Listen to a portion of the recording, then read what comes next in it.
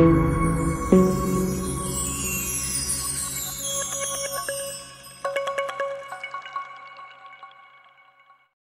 का बेटा जिसको शेख चली के नाम से पुकारा जाता बड़ा काम चूर था। बुढ़िया मेहनत मजदूरी करके अपना और अपने बेटे का पेट पालती। बुढ़िया बीमार हुई तो घर में खाने को कुछ न था। रात को माँ बेटा दोनों ने फाका किया। अगले दिन माँ ने कहा, अब तुम कुछ काम करो, जंगल से लकड़ियां लाकर बीच दिया करो ताकि गुजर औकात हो सके। शेख चली ने जंगल की राली, जो दरख्त उसके रास्ते में आता इससे पूछता, मैं तुझे काट लूं? किसी दरख्त ने जवाब ना दिया। शेख चली घर जाने का इरादा कर ही रहा था कि एक और दरख्त नजर आया। उसने इसने पास जाकर पूछा, मैं तुझे काट लूं? दरख्त बोला, हाँ काट ले, मगर एक नसीहत करता हूं। मेरी लकड़ी से पलंग बनाना और बादशाह के दरबार में ले जाना। बादशाह को कहना पहले 1-2 रातें इस पर सोए, फिर कीमत तय करना। शेख चली ने लकड़ियां काट कर पलंग तैयार किया और बादशाह के दरबार में पहुंचा।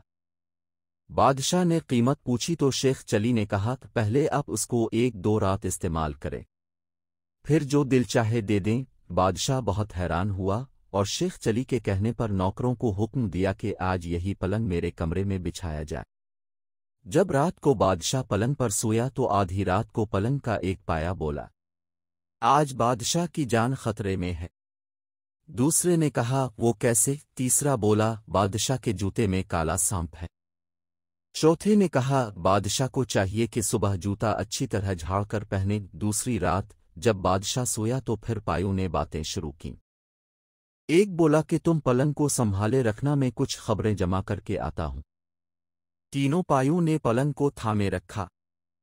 चौथा वापस आया तो उसने खबर सुनाई कि बादशाह का वजीर साजिश करके बादशाह को खत्म करना चाहता है।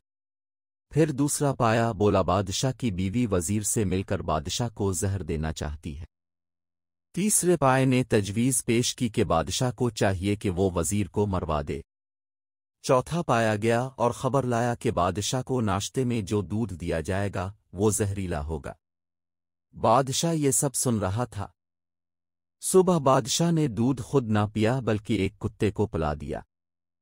कुत्ता उसे पीते ही मर गया। इससे बादशाह को पता चल गया कि इसका वजीर और बीवी उसकी जिंदगी खत्म करना चाहते हैं। बादशाह ने वजीर को मरवा दिया और अपनी बीवी को महल से निकलवा दिया। बादशाह ने शेख चली को बुलवाया और खूब इनामों किराम से नवाज, जिससे शेख चली मालदार हो गया। लोग उसे शेख साहिब पुकारने लगे और बादशाह के दरबार में इज्जत बढ़ गई। इस तरह दोनों माँ बेटे आराम से जिंदगी बसर करने लगे।